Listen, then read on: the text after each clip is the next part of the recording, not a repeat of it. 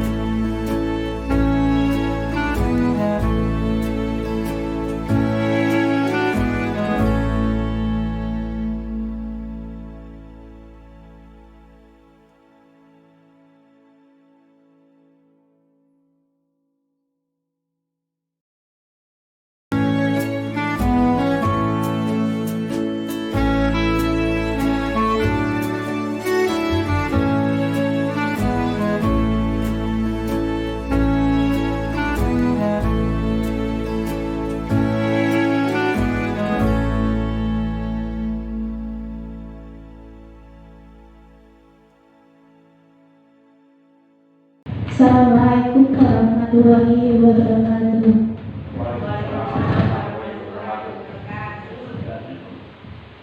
Yang saya hormati Bapak Siswanto SPD selaku Kepala Sekolah SD Negeri 2 Sidomukti. Yang saya hormati pula Bapak Ibu Guru SD Negeri 2 Sidomukti sebagai peserta dalam acara pengibasan modul 1.4 budaya positif. Pertama-tama marilah kita panjatkan puji syukur kehadirat Allah SWT yang telah memberikan rahmat, taufik, hidayah dan inayahnya sehingga kita dapat berkumpul dalam acara pada siang hari ini tanpa adanya suatu halangan apapun. Tak lupa sholawat serta salam kita haturkan kepada junjungan Nabi kita Nabi Muhammad SAW yang kita nantikan syafaatnya di yaumul akhir. Bapak Ibu hadirin semuanya, acara pada siang hari ini yaitu pengibasan modul budaya positif. Susunan acaranya yaitu yang pertama pembukaan, yang kedua sambutan dari Bapak Kepala Sekolah, yang ketiga pemaparan materi, dan dilanjutkan tanya jawab, dan yang terakhir yaitu penutup. Baik Bapak Ibu semuanya, acara yang pertama yaitu pembukaan. Marilah kita buka acara pada siang hari ini dengan bacaan basmalah bersama-sama. Bismillahirrahmanirrahim. Baik, untuk acara yang kedua yaitu sambutan Bapak Kepala Sekolah SD Negeri 2 Sidomukti. Kepada Bapak Siswanto dipersilahkan.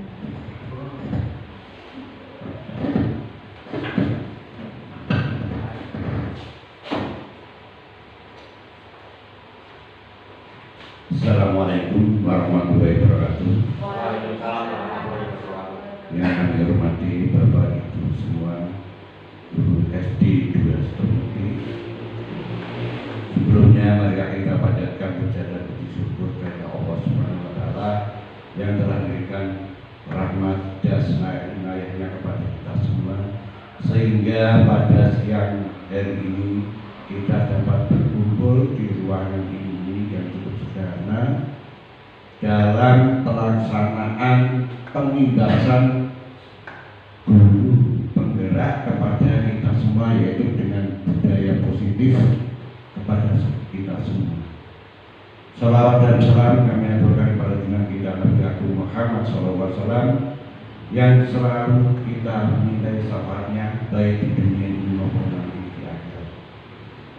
Bapak Ibu semua yang kami hormati, mari kesempatan pada siang hari ini dari teman kita yaitu Ibu Setia Asri Novelasari SPD itu akan menyampaikan pengimbasan tentang modul 1.4 yaitu budaya positif.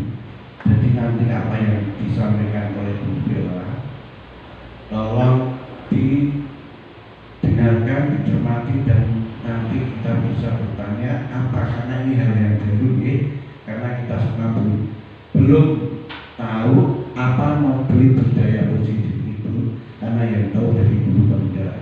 Semoga apa yang disampaikan oleh guru Bella nanti dapat kita terima dengan baik dan kita jalankan dengan baik, karena ini adalah tugas pokok dari Bu Bella dalam melaksanakan calon guru penggerak angkatan 7. Sekali lagi saya minta kepada Bapak Ibu nanti tolong didengarkan dengan baik dan nanti kita bisa bertanya kepada Bu Bella yang hal-hal yang tidak kita tahu. Saya kira hanya itu dan terima kasih. Akhir kalam, wassalamualaikum warahmatullahi wabarakatuh.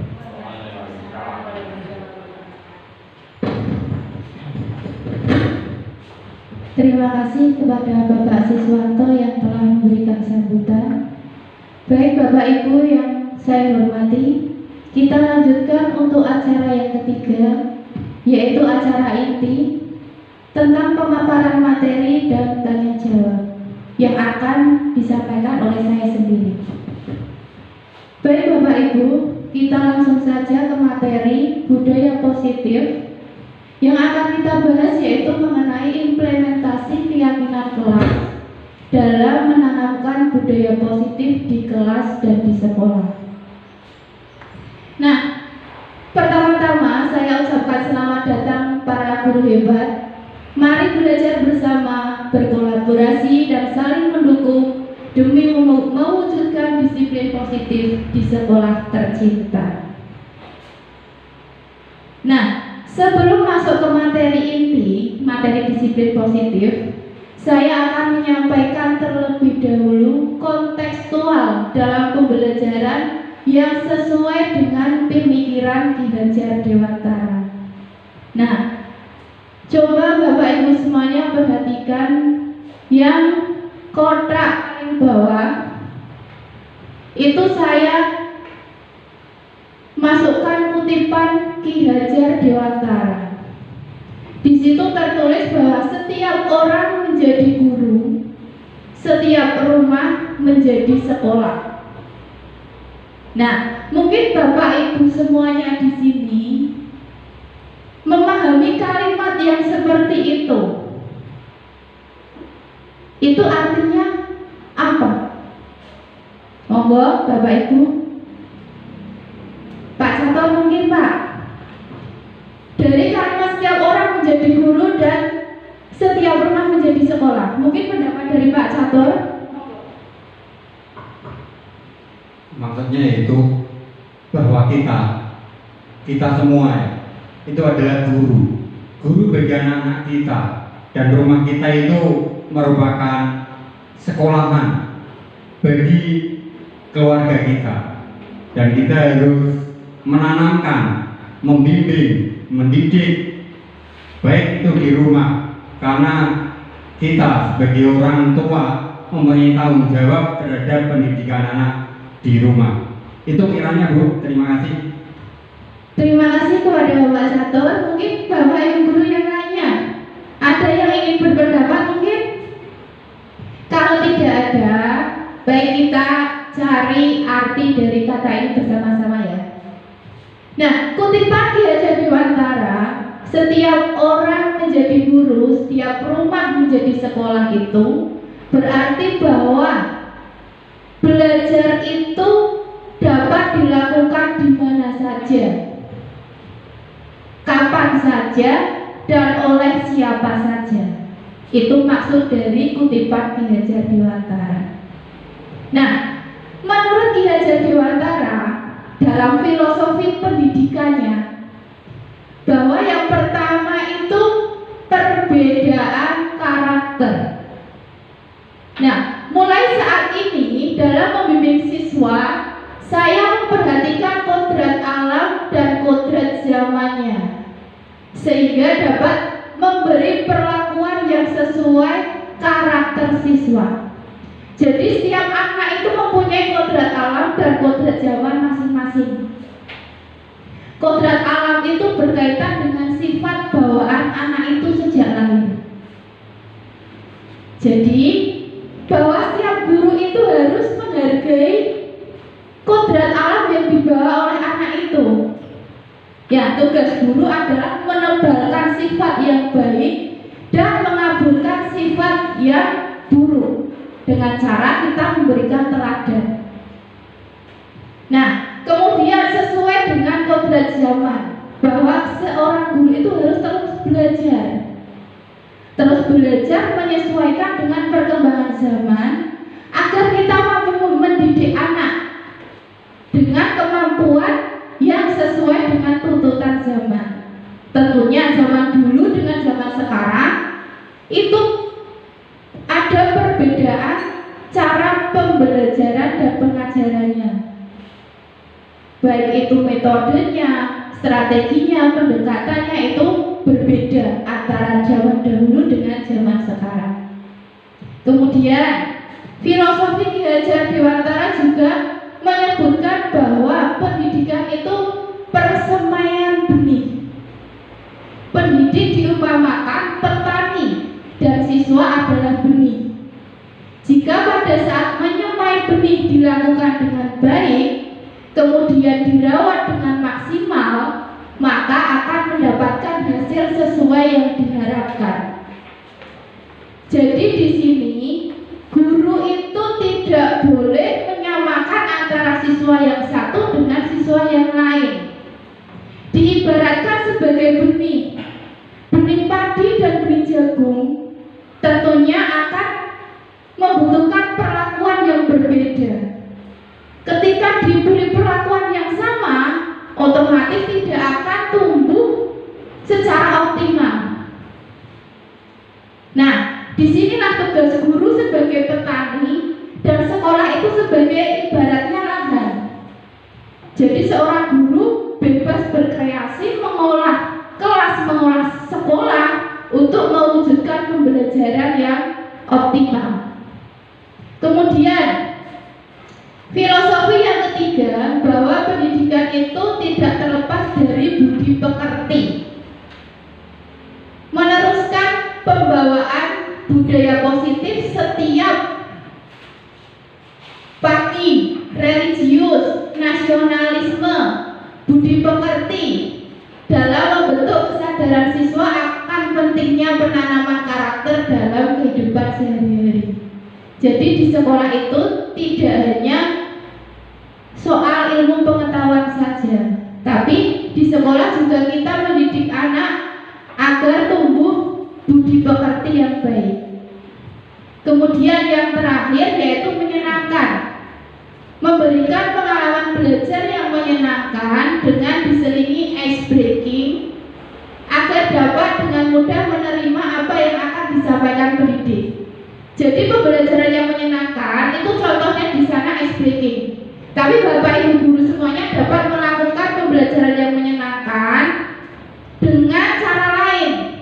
Misalnya dengan menciptakan lagu-lagu dengan lirik pembelajaran, atau dengan menggunakan metode atau pendekatan ataupun strategi yang menarik bagi siswa yang tentunya melibatkan siswa secara aktif. Nah, salah satu cara yang dilakukan guru dalam membantu siswa tumbuh maksimal mempunyai karakter profil pelajar Pancasila adalah dengan membangun budaya positif yang berpihak pada murid, membangun keyakinan atau visi sekolah yang menumbuhkan dan mengembangkan budaya positif. Dalam mewujudkan budaya positif perlu adanya disiplin positif. Nah, Bapak Ibu semuanya, apa yang terlintas dalam pikiran saat mendengar kata disiplin? Menurut Bapak Ibu semuanya, apa sih itu disiplin? Monggo Bu Eti. Mendengar kata disiplin itu yang terlintas dalam pikiran saya adalah tepat waktu. Tepat waktu. Ya. Terima kasih kepada Bu Eti. Kemudian monggo Pak Munir, coba arti kata disiplin itu apa Pak menurut Pak Munir?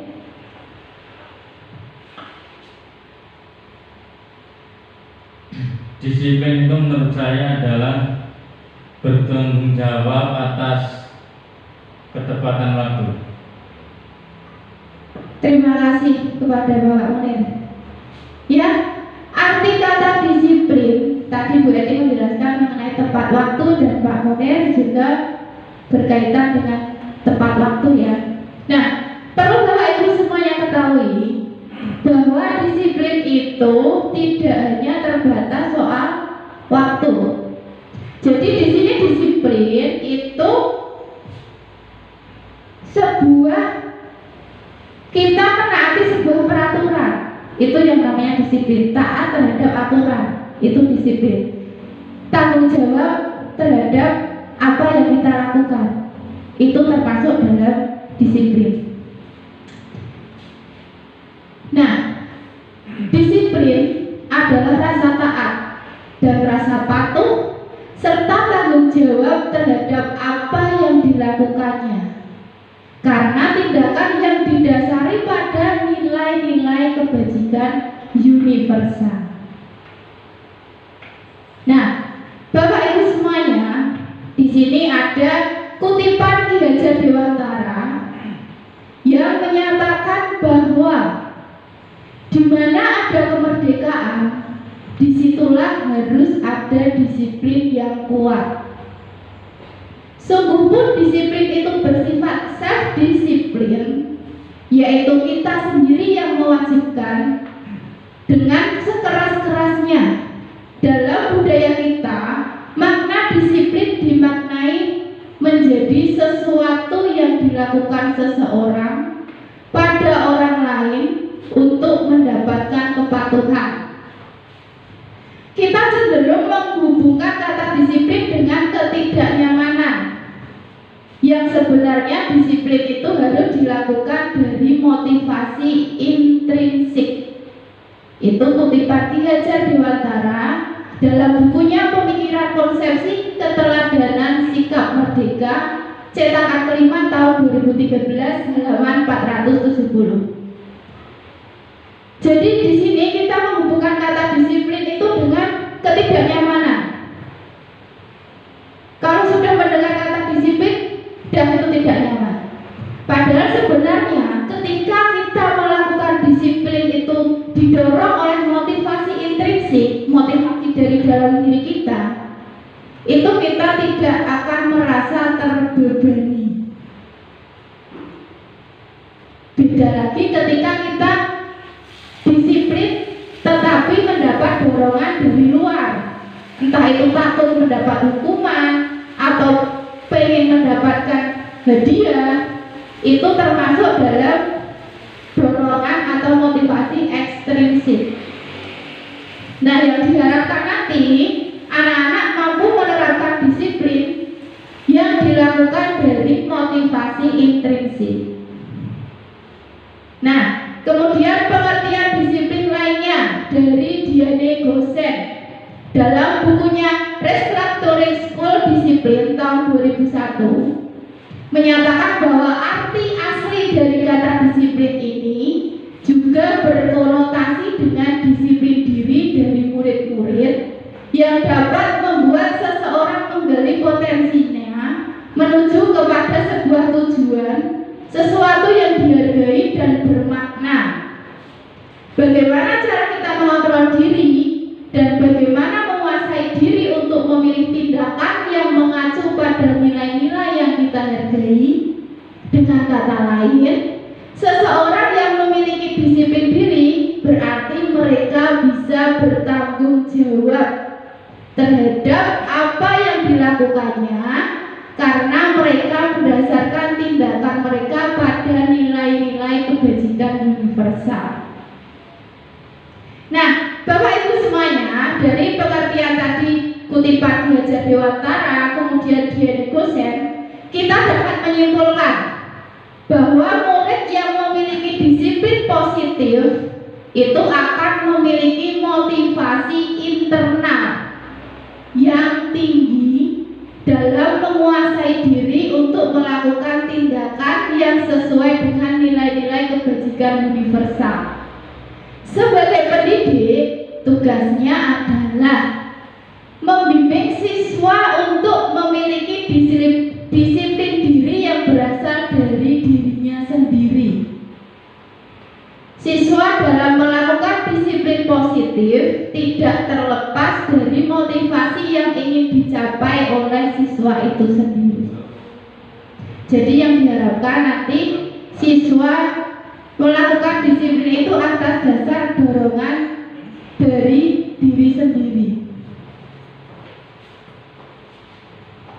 Nah, Bapak Ibu semuanya, di sini ada gambar yang menggambarkan tentang budaya positif.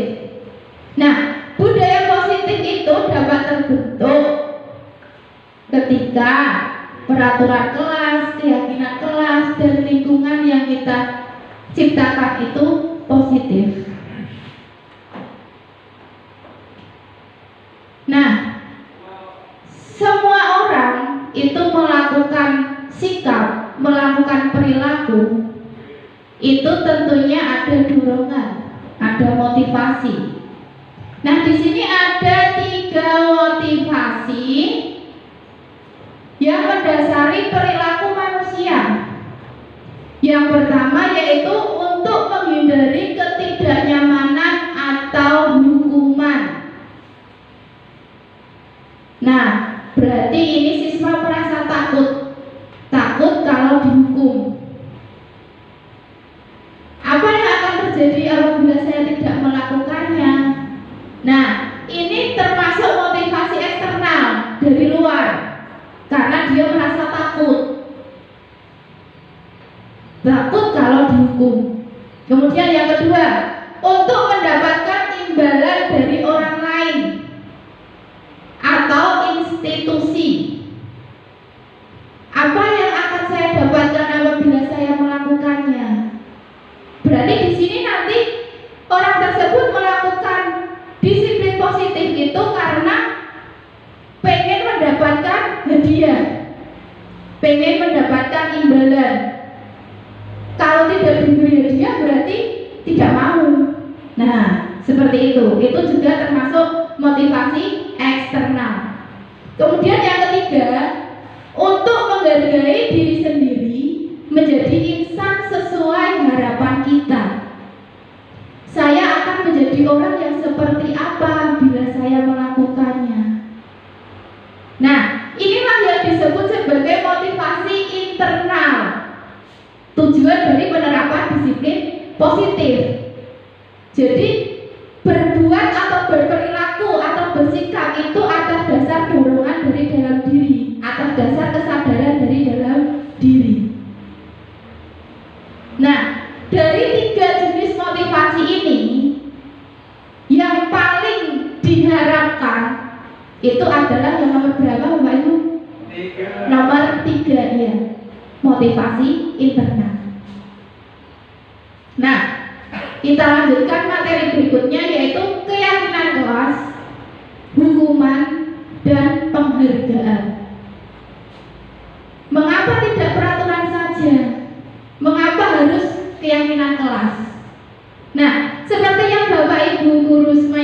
ketahui bahwa kata peraturan itu sudah biasa ya Bapak Ibu.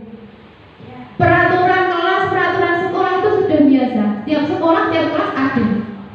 Nah, tapi di sini kita akan merubah peraturan itu menjadi sebuah keyakinan kelas. Mengapa?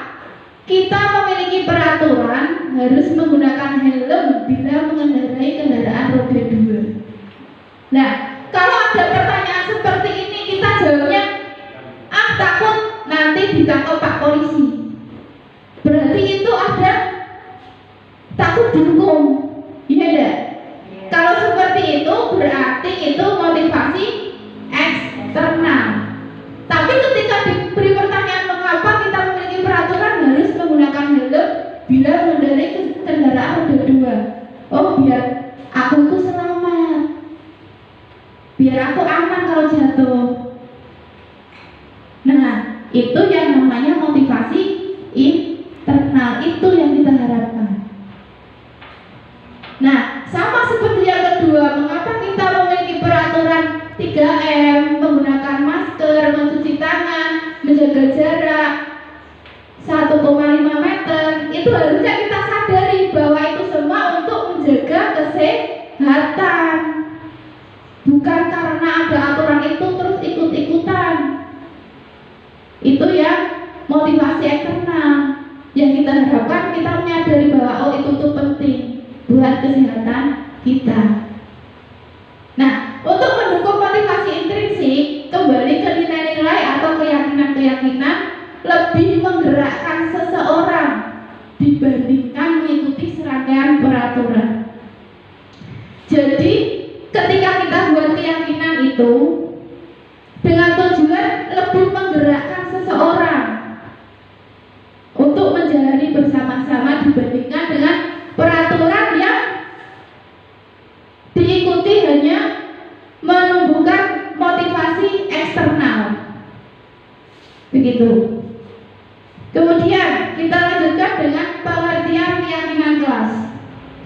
Keyakinan kelas adalah nilai-nilai kebajikan atau prinsip-prinsip universal yang disepakati bersama secara universal, lepas dari latar belakang suku, negara, bahasa maupun agama. Nah, pengertian lain menurut Gosen tahun 1998, suatu keyakinan akan lebih memotivasi seseorang dari dalam atau intrinsik. Seseorang akan lebih bersemangat untuk menjalankan keyakinannya daripada hanya sekedar mengikuti serangkaian peraturan. Nah, jadi kita dapat menyimpulkan bahwa keyakinan kelas itu adalah nilai-nilai kebajikan yang diyakini, dan kalimat keyakinan kelas harus merupakan kalimat yang positif. Nah, di sini pembentukan keyakinan kelas. Ini adalah ciri-ciri dari keyakinan kelas. Keyakinan kelas bersifat abstrak daripada peraturan yang lebih rinci dan konkret. Jadi di sini bahwa keyakinan kelas itu menggunakan kalimat yang lebih ringkas dibanding dengan peraturan. Kemudian keyakinan kelas berupa pernyataan-pernyataan yang universal. Universal berarti umum. Yang ketiga, pernyataan keyakinan kelas senantiasa dibuat dalam bentuk positif. Dalam artian misalnya mau membuat keyakinan kelas jangan membuang sampah sembarangan. Di situ ada kata jangan. Berarti itu adalah negatif. Kita harus berubah menjadi kalimat yang positif. Misalnya, jagalah kebersihan. Seperti itu. Contoh lagi misalnya, jangan berbicara sendiri ketika Bu Guru menjelaskan. Nah, kita rubah semuanya itu. Misalnya, tertib saat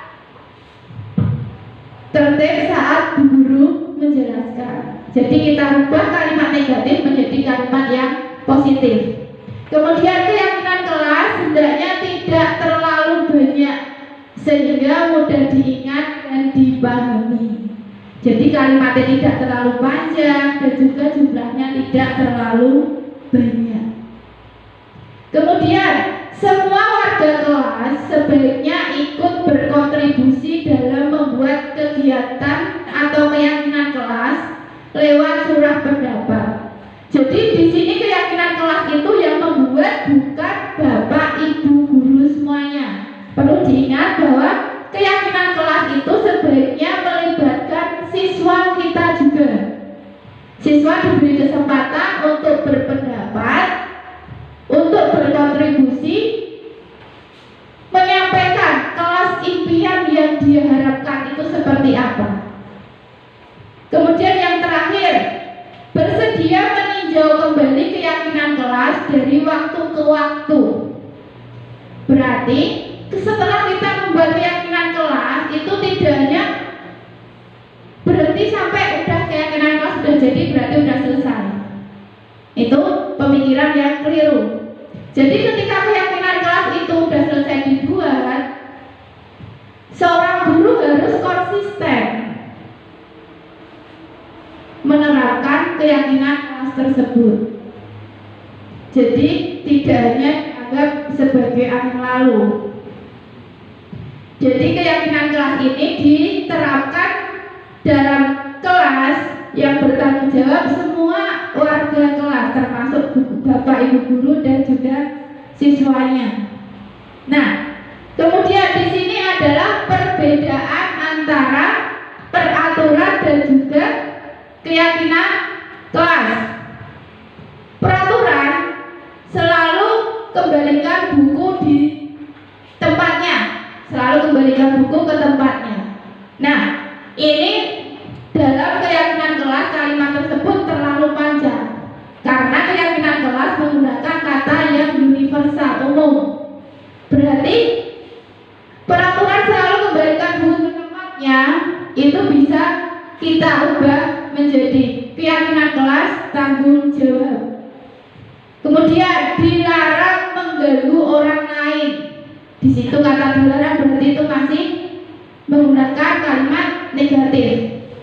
Nah, di situ keyakinan kelasnya itu menghormati orang lain dan diri sendiri.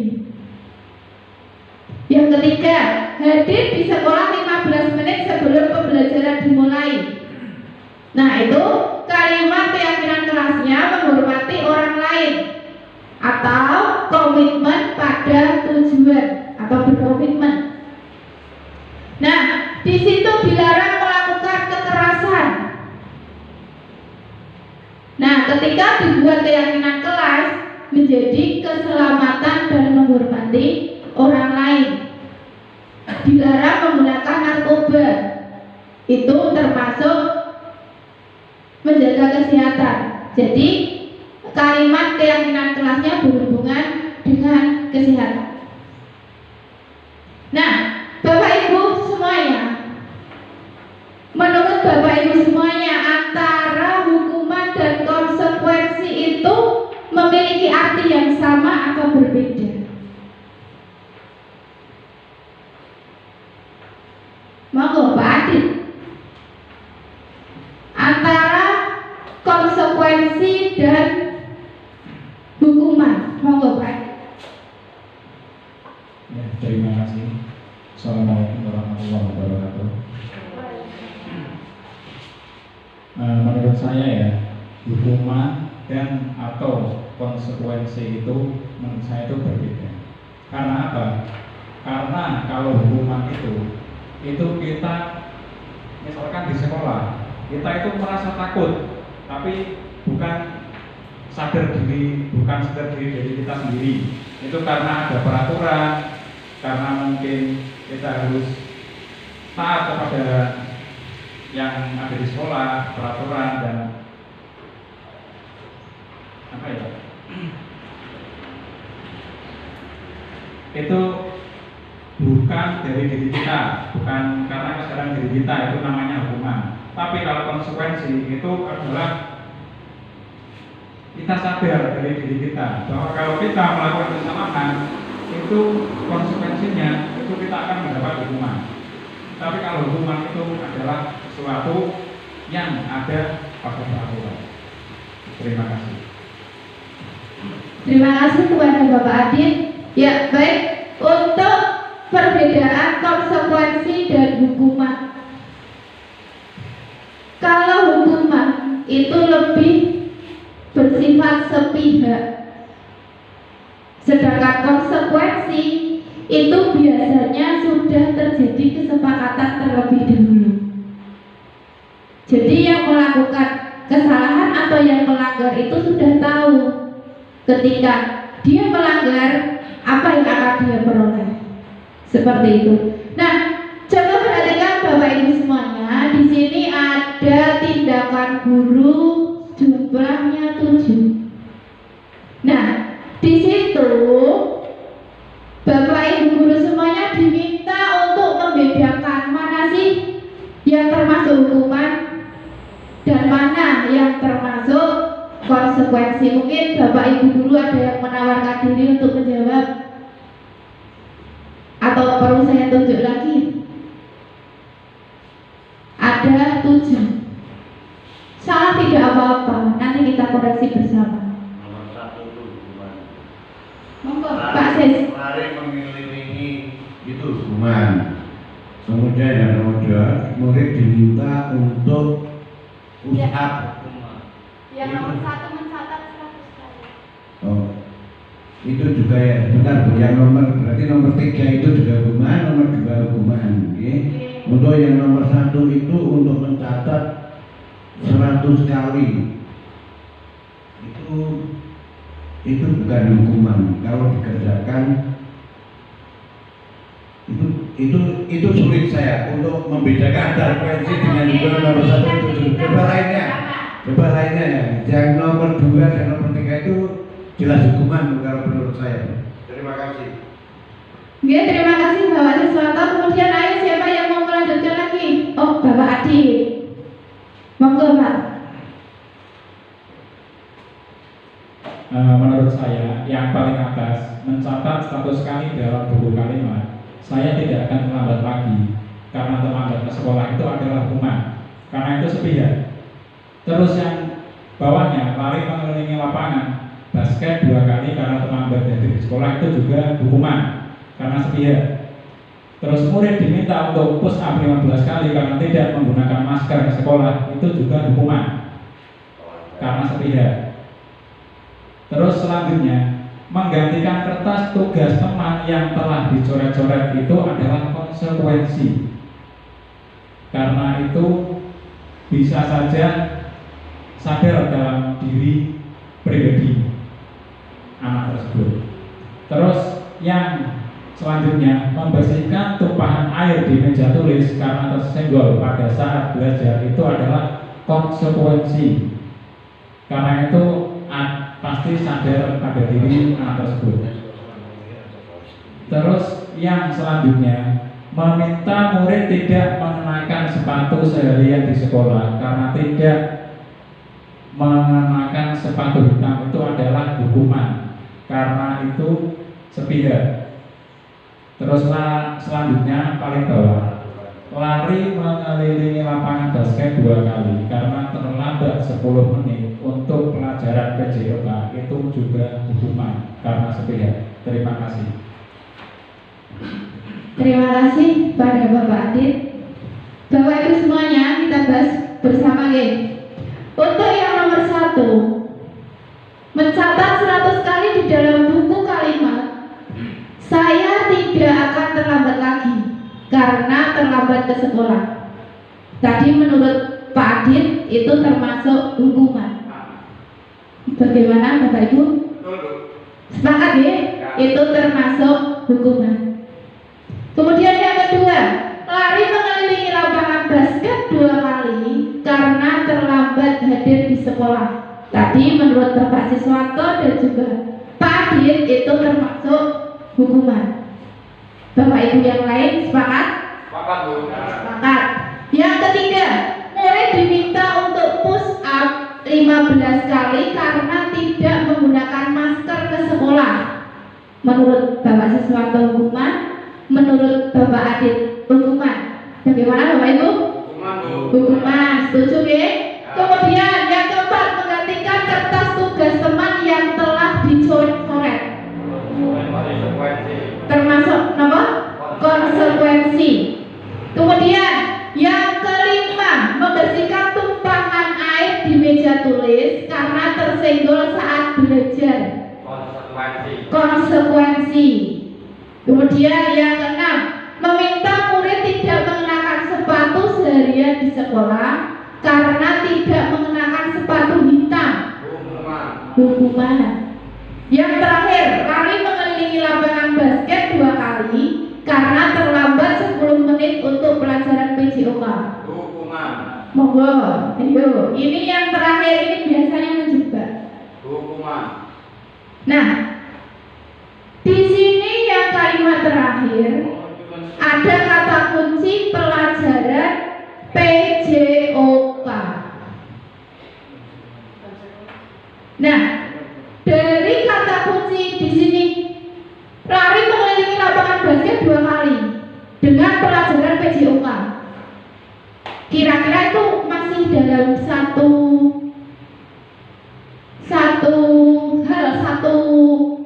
topik, nomor udah beda. Menurut saya satu topik, tapi itu kan sepihak, maksudnya kan bukan dari pribadi siswa juga tidak menghendaki seperti itu. Jadi itu termasuk hukuman menurut saya. Termasuk hukuman.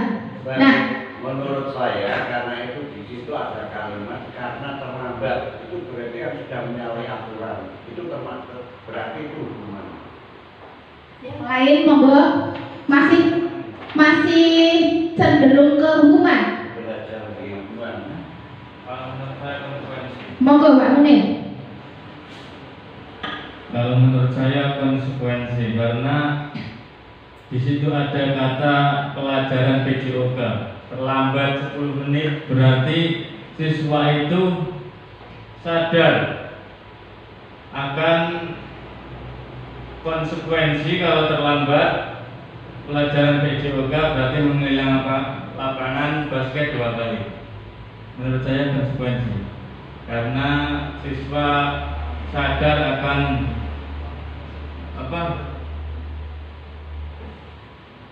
peraturan yang telah diterapkan. Terima kasih Bapak Munir. Ayo siapa ada sadar lagi? Bapak Adit lagi nih. Mohon maaf ya, itu untuk yang paling bawah. Lari mengelilingi lapangan basket 2 kali karena terlambat 10 menit untuk pelajaran PJOK. Itu termasuk hukuman karena apa? Karena itu sama juga dengan yang paling atas, mencatat 100 kali dalam buku kalimat. Saya tidak akan terlambat lagi karena terlambat ke sekolah. Dan sedangkan sekolah mencatat itu juga termasuk bagian dari sekolah. Jadi murid bersekolah itu juga mencatat. Sama halnya juga seperti itu. Lari mengelilingi lapangan basket 2 kali karena terlambat 10 menit itu untuk pelajaran PJOK itu juga sama, masih dalam satu topik. Tapi kan itu kan dari guru. Itu sepihak dari guru. Misalkan contoh yang lain, kalau terlambat push up 15 kali. Nah, itu kan bisa dilakukan juga dalam pelajaran PJOK. Itu kan sepihak dari guru. Jadi bukan murid sadar diri, itu bukan. Itu menurut saya. Terima kasih. Terima kasih Bapak Adit. Nah, sekarang kita bahas bareng yang nomor 7 ini ya. Kalau diterus-teruskan nanti tidak selesai-selesai. Nah, jadi yang nomor 7 itu hampir sama dengan yang nomor 3. Nomor 2. Lari mengelilingi lapangan basket 2 kali karena terlambat hadir di sekolah. Nah, ini menjadi hukuman karena apa? Karena di sekolah itu apakah sudah bersepakatan dengan siswa? Kamu terlambat nanti hukumannya konsekuensinya lari mengelilingi lapangan basket 2 kali. Apakah itu sudah disampaikan seluruh siswa? Belum kan? Nah,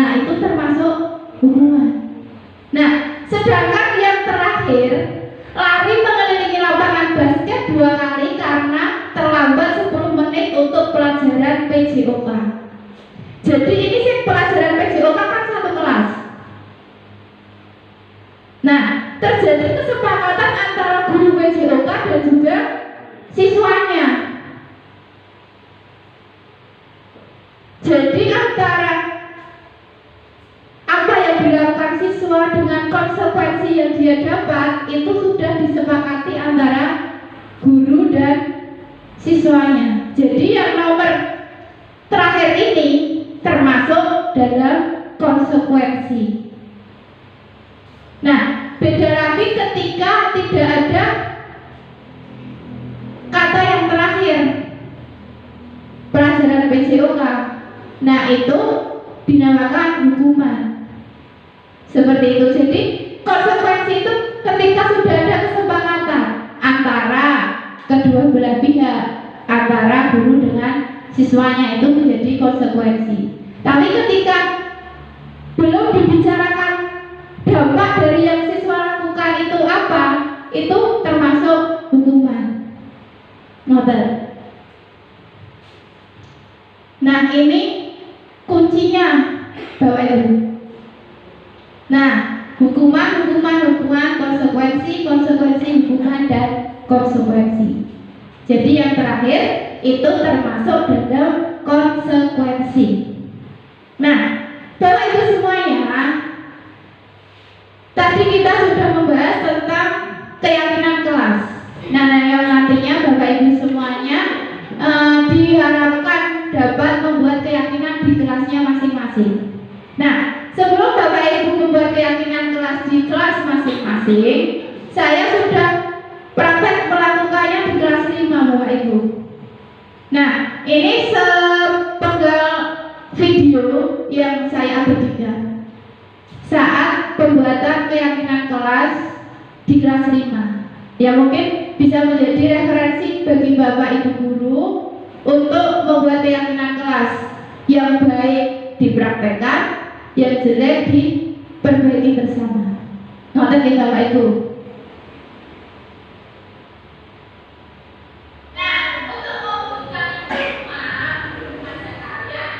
Nah, sebelum kita membuat keyakinan kelas, kita memberikan arahan dulu kepada siswa. Apa keyakinan kelas, apa manfaatnya, itu kita sampaikan kepada siswa. Nah, siswa diminta untuk menuliskan kelas impian mereka, kelas yang dicita-citakan mereka.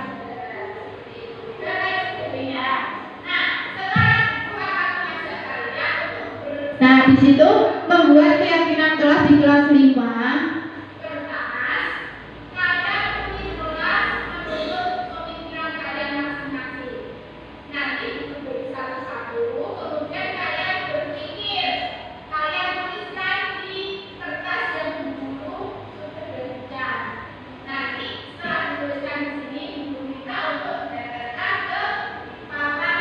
Nah, di sini saya menggunakan cara dengan membagikan kertas kepada anak-anak untuk menuliskan harapan kelas yang dia impikan, yang dia cita-citakan. Nah, ini siswanya sedang menuliskan hasil dari pemikiran mereka. Nah, nanti setelah siswa menuliskan di kertas yang sudah saya berikan, nanti siswa satu persatu saya suruh masuk ke depan menyampaikan hasil dari pemikiran mereka dan menempelkan pada papan curah pendapat.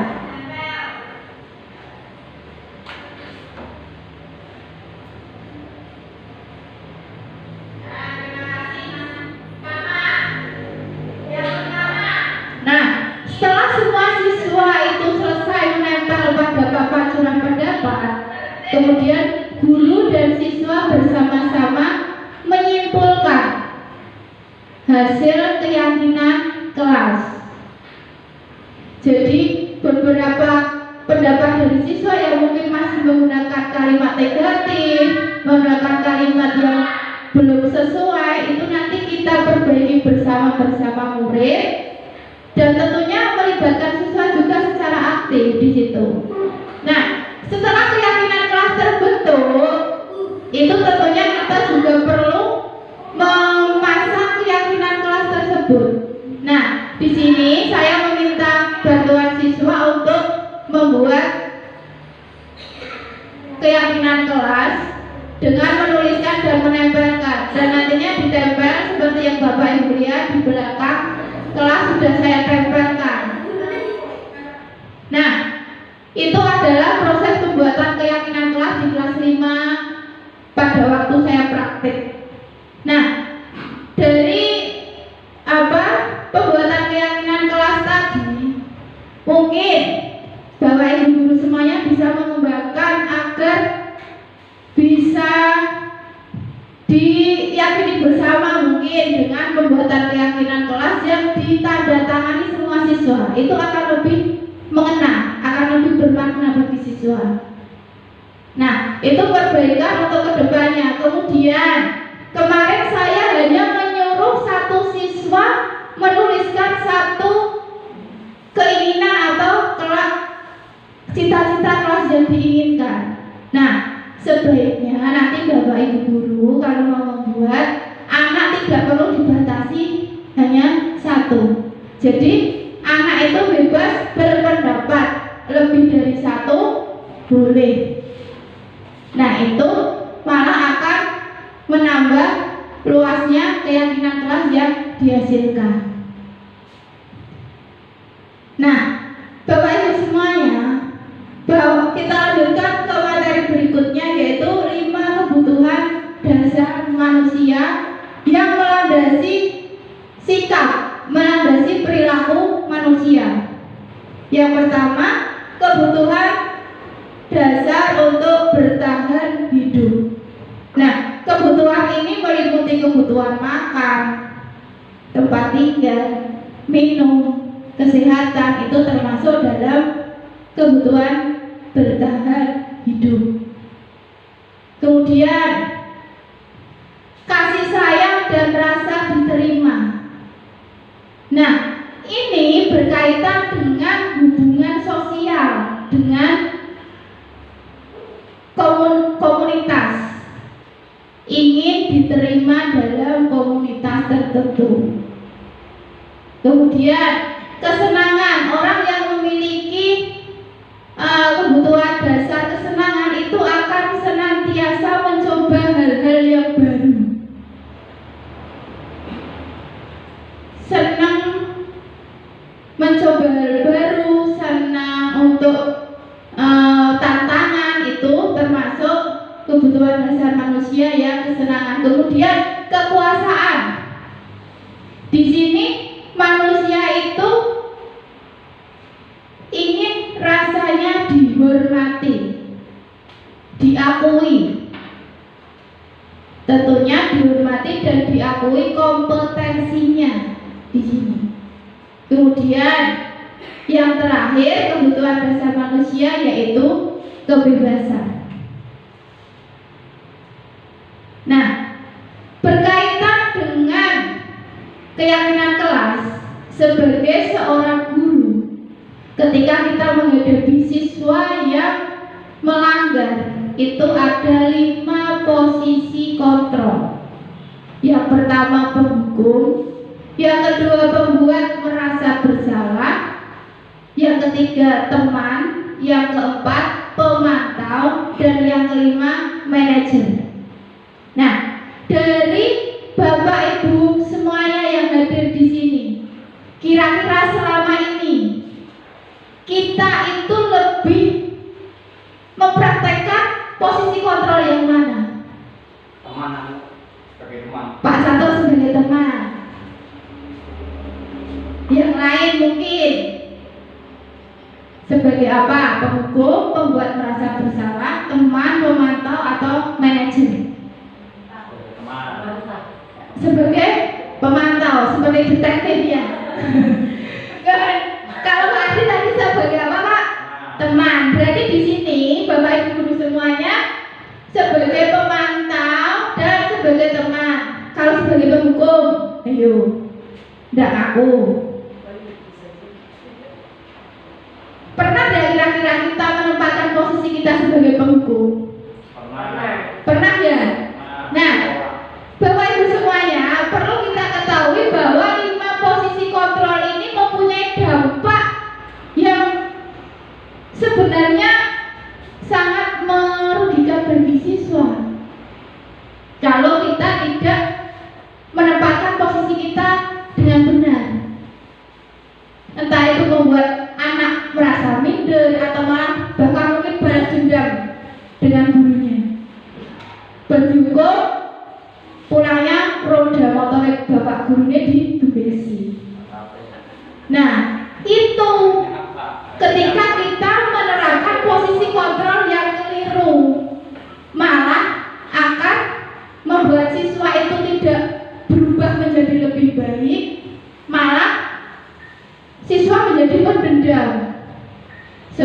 keliru. Nah, kita bahas posisi kontrol yang pertama sebagai penghukum. Nah, jika sebagai penghukum itu nada suara tinggi, bahasa tubuh, mata melotot, dan jari menunjuk-nunjuk menggerdik. Ini yang namanya sebagai penghukum.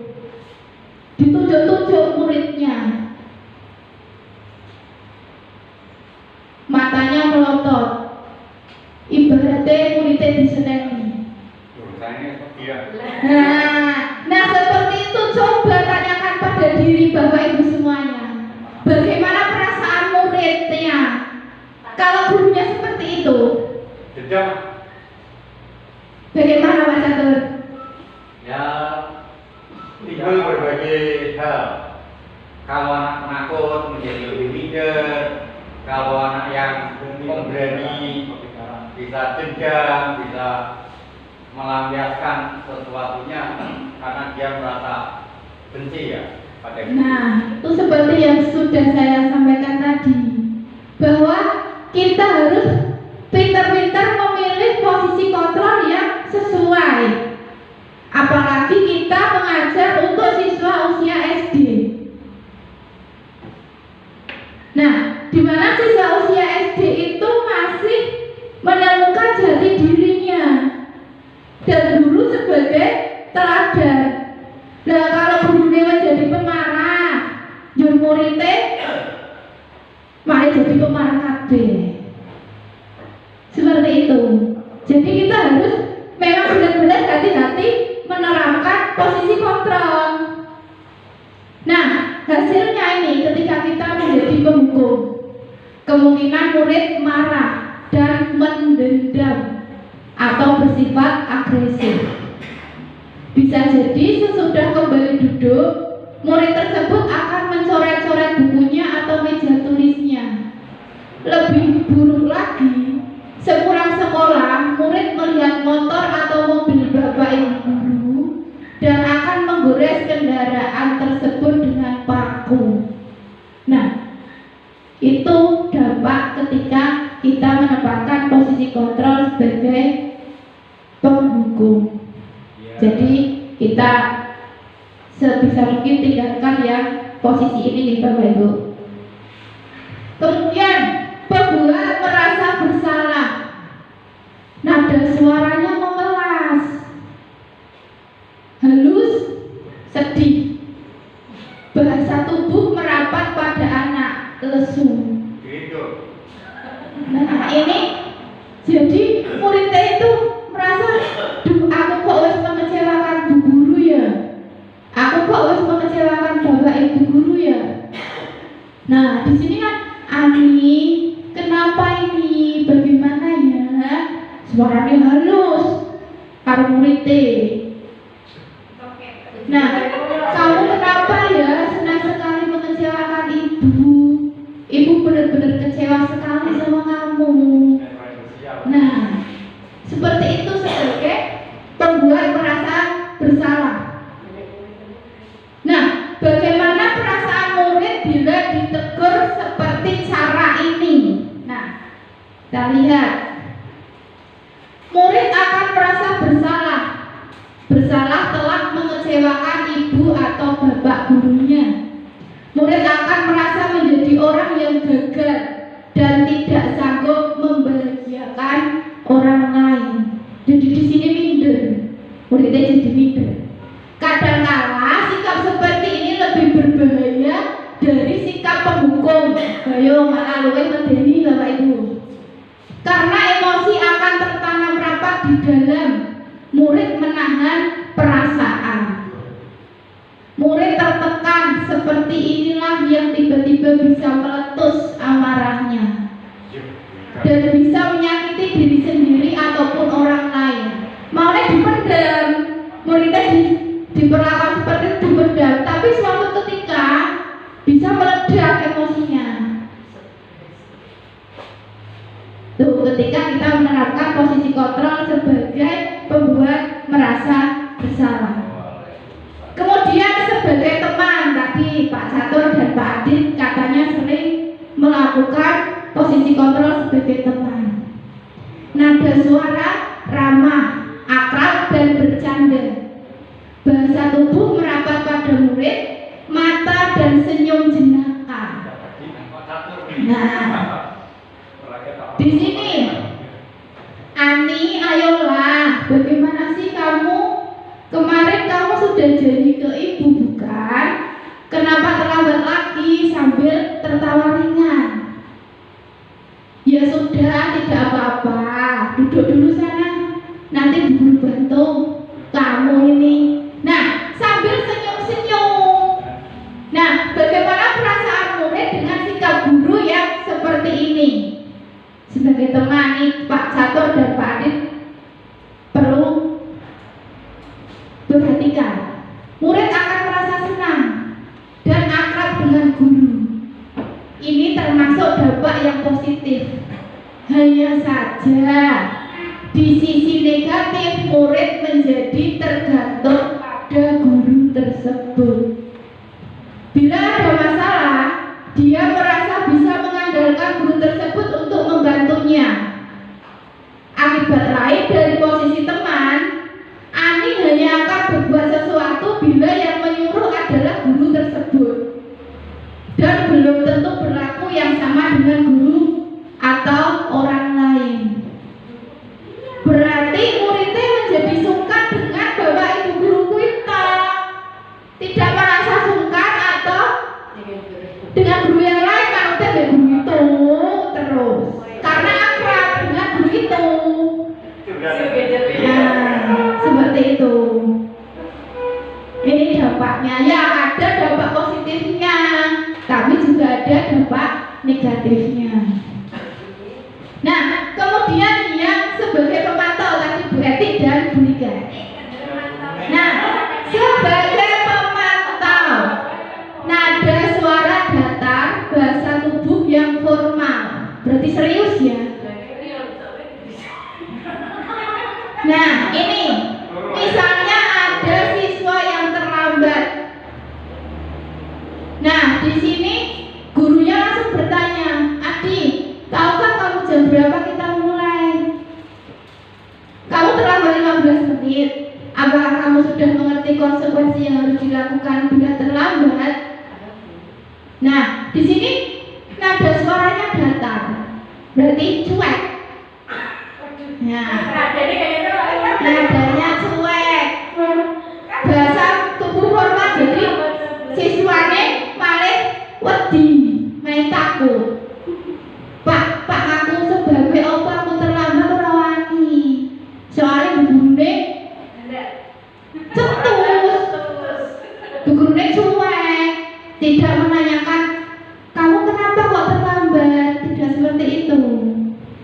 Nah, dampaknya murid memahami konsekuensi yang harus dijalankan karena telah melanggar salah satu peraturan sekolah. Guru tidak menunjukkan suatu emosi yang berlebihan, menjadi marah atau membuat merasa berbuat salah. Murid tetap dibuat tidak nyaman, yaitu dengan harus tinggal kelas pada waktu jam istirahat dan mengerjakan tugas.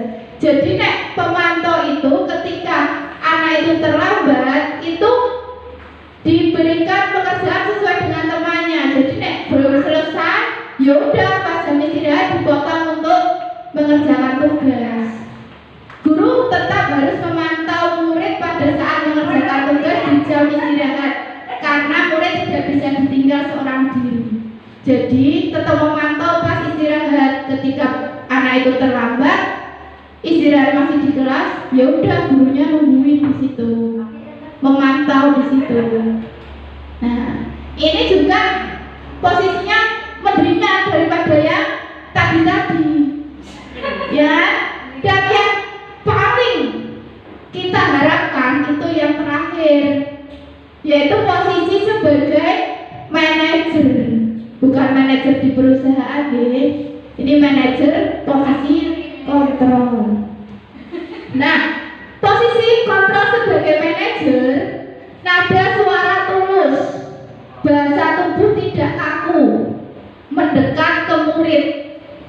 Pada posisi manajer, maka suara guru sebagai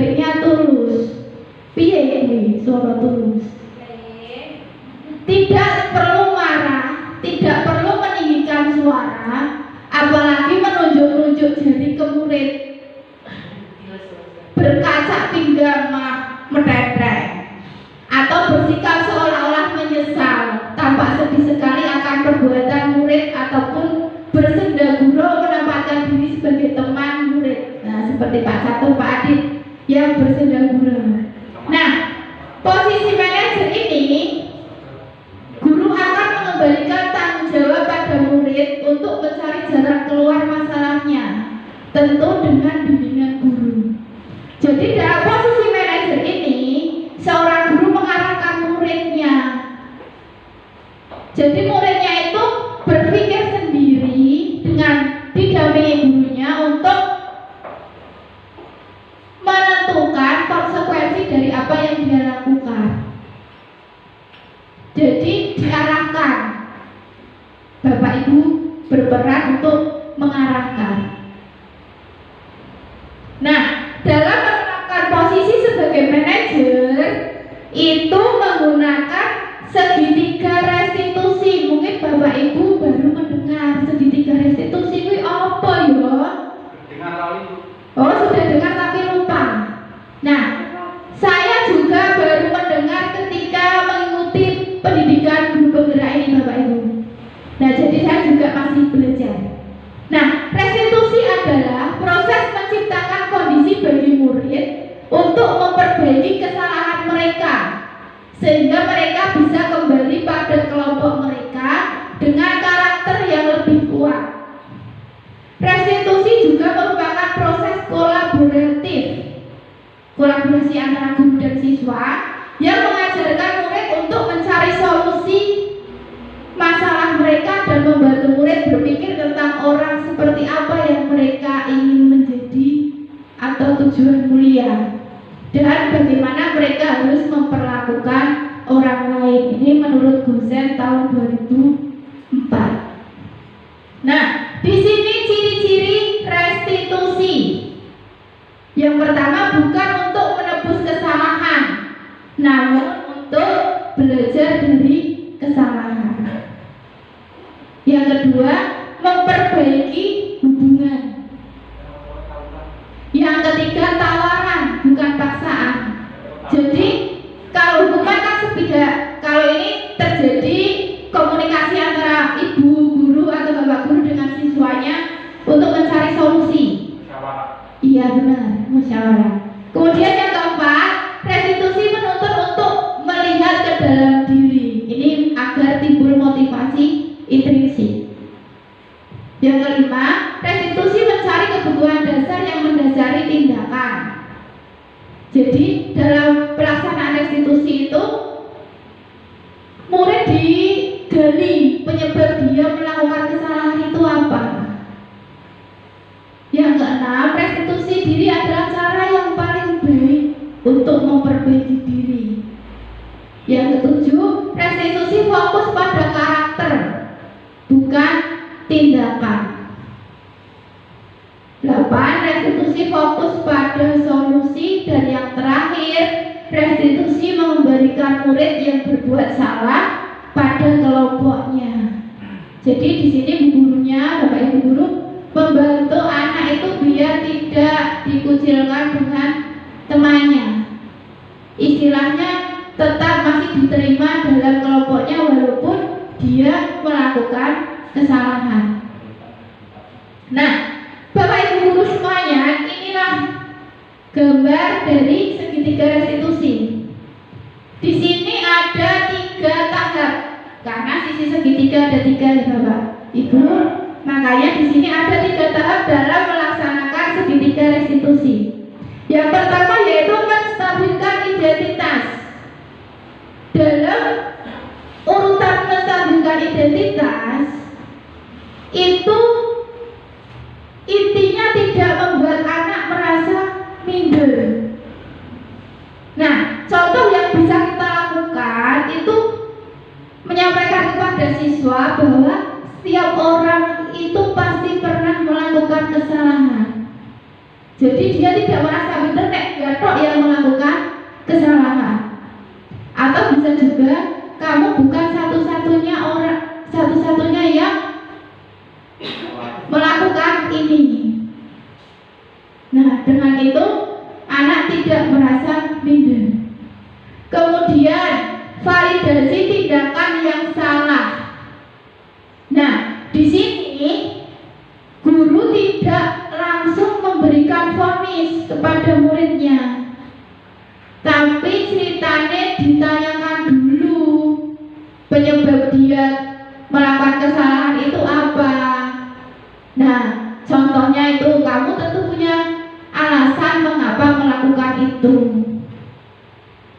Misalnya kalau ada anak datang terlambat, nah itu ditanyakan dulu terlambatnya itu kenapa.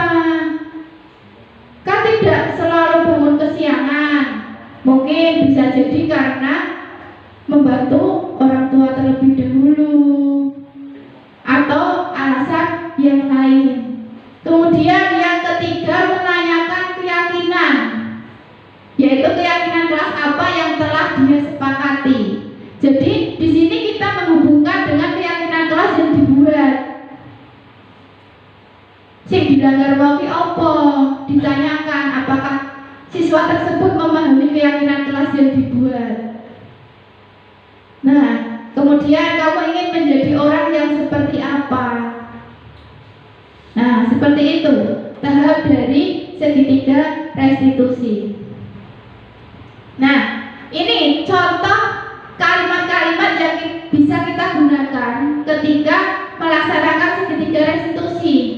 Ketika tahap menstabilkan identitas, kita bisa menyampaikan ke murid, berbuat salah itu tidak apa-apa, tapi kita harus bisa memperbaikinya. Misalnya seperti itu. Bilang ke siswa tidak ada manusia yang sempurna, karena memang letak kesalahan ya, manusia tidak luput dari salah. Seperti itu. Kemudian yang validasi tindakan yang salah, itu contoh kalimat yang bisa digunakan. Padahal kamu bisa melakukan yang lebih baik dari ini ya. Kamu pasti punya alasan mengapa melakukan hal itu. Nah, seperti ini ada pada tahap validasi tindakan yang salah. Kemudian yang terakhir, menanyakan keyakinan. Apa yang kita percaya sebagai kelas atau keluarga? Apa nilai-nilai umum yang kita telah sepakati? Ini berkaitan dengan keyakinan kelas yang dibuat. Seperti itu. Nah, ini adalah contoh ketika saya praktek melakukan segitiga restitusi di kelas 5. Nah, mungkin Bapak Ibu bisa cermati, nanti mungkin ya belum maksimal, bisa dikoreksi bareng-bareng, nanti kita perbaiki bareng-bareng. Assalamualaikum Mas Bapak. Mas Bapak tahu tidak kenapa dijelaskan di sini? Tidak tahu. Tadi tiket apa tidak? Tidak. Tugas tiket Mas Bapak hari apa? Hari ini. Tapi Mas Bapak tidak tiket ya. Nah, tidak apa. Dulu tahu setiap manusia pernah lupa, pernah kangen, tapi kita harus berusaha untuk memperbaiki. Nah, ini termasuk dalam menstabilkan identitas. Itu melakukan hal tersebut pasti punya alasannya. Nah, kenapa Mas Bapak tadi tidak? Nah, ini jangan lupa menanyakan alasan kepada siswa. Dia main HP sampai larut malam sehingga bangun kesiangan. Dulu tidak menyalahkan Mas Bapak, tapi kita harus mencari solusi bareng-bareng ya. Nah, ini siswa diajak bareng-bareng untuk memecahkan masalah ini, mencari solusi. Menurut Mas Bapak, keyakinan kelas kita yang sudah Mas Bapak langgar itu apa? Gotong royong, terus menjawab, terus disiplin. Jadi Mas Bapak sudah melanggar tanggung jawab, gotong royong, dan disiplin. Nah, Mas Bapak itu meyakini keyakinan kelas kita tidak? Ya. Nah, Mas Bapak akan memperbaikinya. Ya. Nah, ini siswa tersebut dibimbing bagaimana caranya untuk memperbaiki agar kejadian seperti itu tidak terulang kembali. Jadi kalau main HP itu harus dibatasi ya. Kalau kita misalnya main HP sampai larut malam tidak dibatasi, nanti dapat menyebabkan apa? Mata sakit, terus pusing. Nah, guru setuju dengan solusi dari Mas Wafa agar tidak main HP sampai larut malam. Main HP harus dibatasi. Nah, terus kalau kita misalnya main HP sampai larut malam, nanti bisa menyebabkan bangun kesiangan. Kalau kesiangan nanti berangkat sekolahnya terlambat. Sedangkan Mas Wafa punya tugas untuk piket. Nah, petugas piket itu harusnya datang lebih pagi. Nah, apa Mas Wafa mau memperbaikinya? Mau memperbaiki mulai kapan? Pinter. Nah, Mas Wafa ingin menjadi orang yang seperti apa? Orang yang sukses, orang yang. Nah, itu Bapak Ibu contoh penerapan segitiga restitusi. Jadi siswa itu kita bimbing agar dia menyadari kesalahannya dan berupaya untuk memperbaikinya atas dasar dari dalam dirinya sendiri. Dia diajak berpikir sendiri untuk mencari jalan keluar atau solusinya. Jadi kita tidak perlu emosi, tidak perlu marah-marah pada siswa, karena kita juga harus yakin bahwa orang itu melakukan sesuatu pasti punya alasan. Jadi kita tidak sepihak untuk memberi hukuman kepada siswa, tapi komunikasi atau kolaborasi antara guru dan siswa itu penting. Nah, ini adalah contoh dari tadi Mas Wafa, siswa kelas 5 yang sudah melakukan praktek segitiga restitusi. Ini adalah pendapat dari Mas Wafa bahwa dengan pelaksanaan segitiga restitusi itu dia merasa senang, tidak terbebani.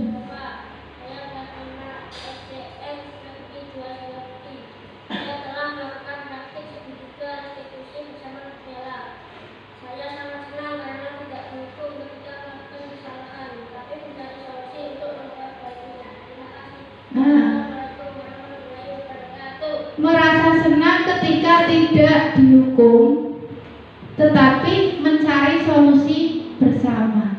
Itu menurut pendapat dari Mas Wafa. Mungkin nanti ketika setelah acara ini, nanti kan Bapak Ibu guru semuanya membuat keyakinan kelas di masing-masing kelas. Ketika ada siswa yang melanggar keyakinan kelas tersebut, nanti praktekkanlah posisi kontrol sebagai manajer dengan menerapkan segitiga restitusi. Nah, dengan demikian diharapkan itu siswa mampu mempunyai motivasi intrinsik dari dalam dirinya. Mereka benar-benar sadar akan kesalahannya dan berusaha untuk memperbaiki lebih baik lagi. Dengan penerapan ini tentunya akan melekat kepada siswa. Berbeda dengan ketika kita hanya memberikan hukuman. Seperti itu. Nah, kemudian tadi ketika saya melakukan praktek segitiga restitusi, itu kalau saya merefleksi diri saya sendiri, itu saya kurang dalam melakukan motivasi ke anak. Mungkin nanti Bapak Ibu guru semuanya bisa melakukan yang lebih baik lagi dengan menambah motivasi anak untuk selalu meyakini keyakinan kelas yang telah dibuat. Kemudian yang diharapkan juga kedepannya kita dapat konsisten menerapkan keyakinan kelas yang sudah kita buat. Nah, ini nantinya tugas Bapak Ibu guru semuanya. Jadi nanti tiap kelas diharapkan membuat keyakinan pada kelas masing-masing. Nah, Bapak Ibu semuanya, itu adalah pemaparan materi dari saya. Kemudian saya akan melanjutkan ke sesi tanya jawab. Mungkin Bapak Ibu guru masih ada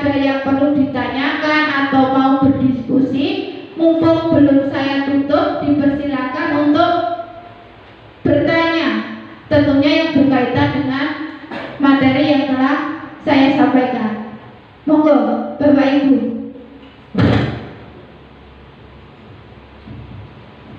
Monggo Bu Rika, perkenalkan. Terima kasih. Assalamualaikum warahmatullahi wabarakatuh.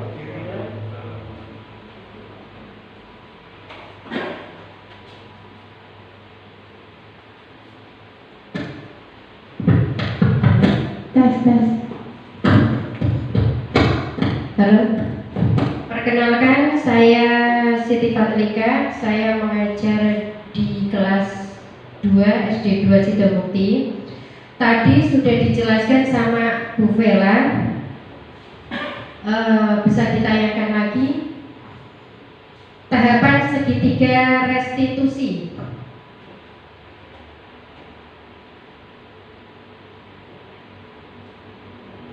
Nah, di situ tahapan segitiga restitusi itu yang pertama itu menstabilkan identitas, dan yang kedua menanyakan keyakinan, dan yang ketiga validasi tindakan yang salah. Dari tahapan segitiga restitusi itu, menurut Bu Vela, apa dengan penerapan segitiga itu dapat berjalan efektif dan membuat siswa takut melanggar keyakinan kelas? Itu aja. Terima kasih. Terima kasih. Jadi intinya bahwa penerapan segitiga restitusi itu dapat efektif dan membuat siswa takut untuk mengulangi kesalahan. Begitu ya Bu Rika? Iya.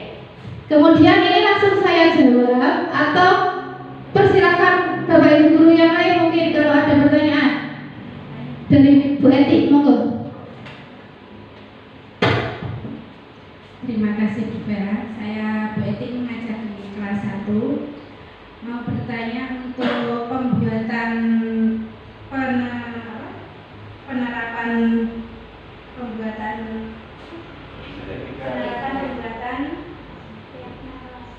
keyakinan kelas, ya. Keyakinan kelas untuk penerapan pembuatannya kan kelas 1 itu bagaimana prosesnya? Soalnya kan kelas 1 masih banyak siswa yang masih belum lancar membacanya, lancar menulisnya, itu bagaimana prosesnya? Terima kasih. Penerapannya. Jadi pertanyaan dari Terima kasih.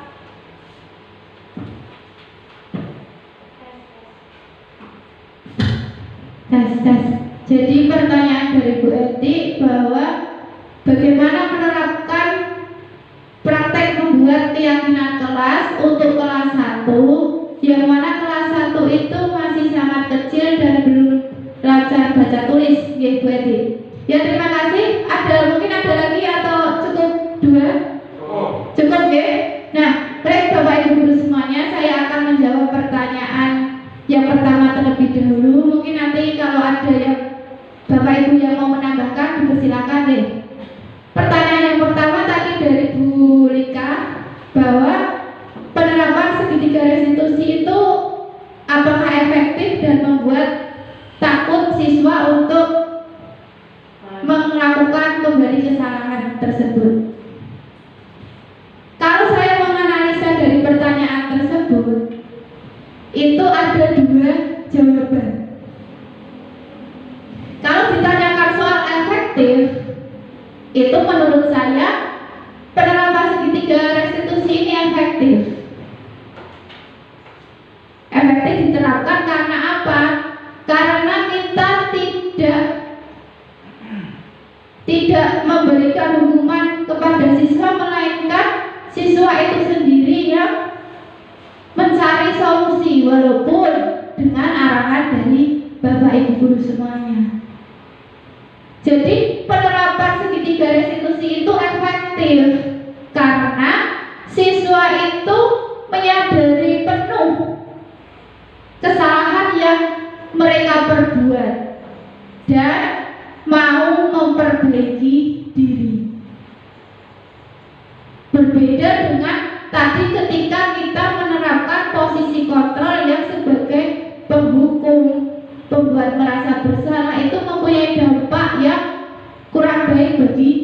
siswa.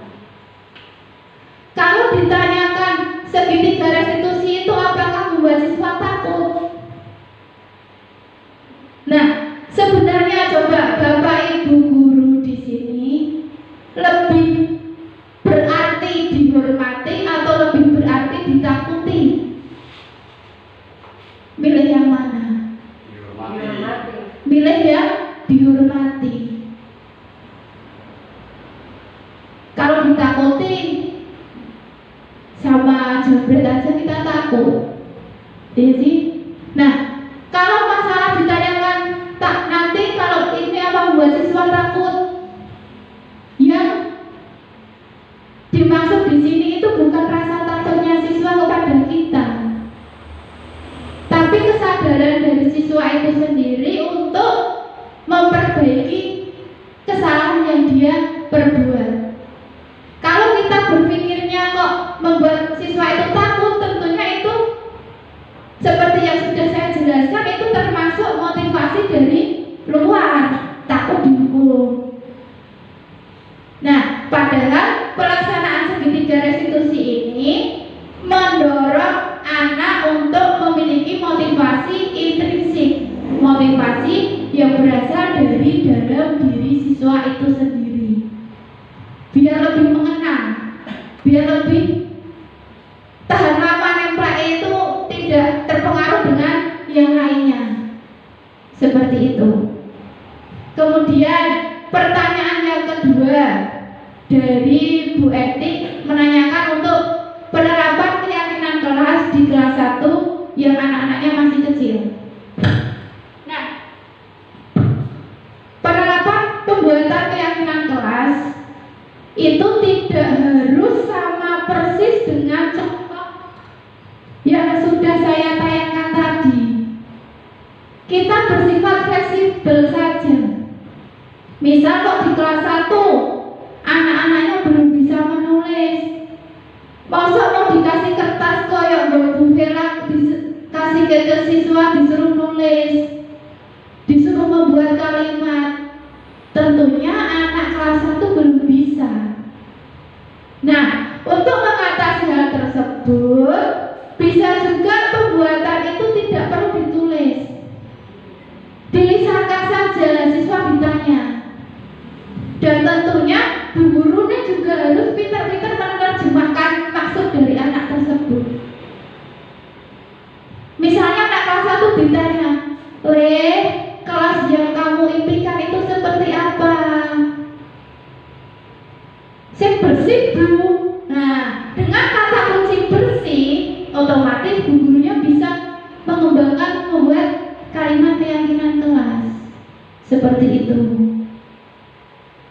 Nah, jadi tidak harus secara tertulis ditempel, tidak seperti itu. Bisa fleksibel pelaksanaannya. Yang penting kita harus melibatkan siswa aktif membuat keyakinan kelas. Jangan, "Oh, saya anak kelas 1 belum bisa nulis, keyakinan kelas tak buat saya sendiri saja." Oh, tidak bisa. Berarti itu keyakinan guru, bukan keyakinan kelas. Keinginan kelas siswa dalam. Nah, keyakinan kelas itu yang terlibat di kelas, dilibatkan semua. Jadi bagaimana pintar-pintarnya guru mengolah, mencari cara agar pendapat siswa itu tertampung semuanya, seperti itu. Jadi untuk pelaksanaannya bisa disesuaikan dengan kelas masing-masing. Kemudian Pak nemplek-nemplek seperti tadi contohnya, kelas 1 masih bingung, bahaya nek bawa gunting, bahaya nek bawa alat-alat tajam. Nah, mungkin bisa dengan bu gurunya berinisiatif. Misalnya siswa itu ditugaskan untuk membawa potongan misalnya bangun datar dari rumah. Nanti di sekolah tinggal menempel Seperti itu kalau misalnya takut menimbulkan bahaya bagi siswanya. Atau bisa juga dibuat FFT besar, itu juga bisa. Ketika keyakinan sudah terbentuk, dibuat FFT besar, malah gambarnya bisa bagus-bagus, ditempel. Nanti sebelahnya dikasih nama anak, dikasih tanda tangan, biar anak-anak benar-benar mendalami keyakinan kelas yang dibuat. Seperti itu. Mungkin Bapak Ibu guru ada yang mau ditambahkan? Atau sudah cukup? Cukup. Ya, terima kasih. Kembali Bu Eti sudah bertanya dan juga Bu Mika. Baik Bapak Ibu guru semuanya, untuk acara pemaparan materi dan tanya jawab saya kira sudah selesai. Kita lanjut ke acara yang berikutnya, yaitu acara yang terakhir, yaitu penutup. Sebelumnya saya mengucapkan banyak terima kasih kepada Bapak Ibu guru hadirin semuanya yang telah menyempatkan waktu dan telah mendengarkan dan merespon positif dari apa yang saya lakukan pada siang hari ini untuk melakukan pengimbasan mengenai budaya positif. Nah, perlu diingat kembali Bapak Ibu bahwa nantinya tiap kelas nanti Bapak Ibu guru mencoba untuk membuat keyakinan kelas masing-masing. Nanti kalau ada kendala atau ada yang perlu ditanyakan di luar kegiatan ini, saya siap untuk membantu Bapak Ibu guru semuanya untuk membuat keyakinan kelas, dan tentunya kita tidak membatasi waktu. Kapanpun bisa, ketika tidak bertemu lewat WA, lewat telepon bisa, monggo silakan Bapak Ibu semuanya. Nah, mohon maaf juga kalau ada salah kata atau sikap yang kurang berkenan dari saya. Akhir kata, wassalamualaikum warahmatullahi wabarakatuh.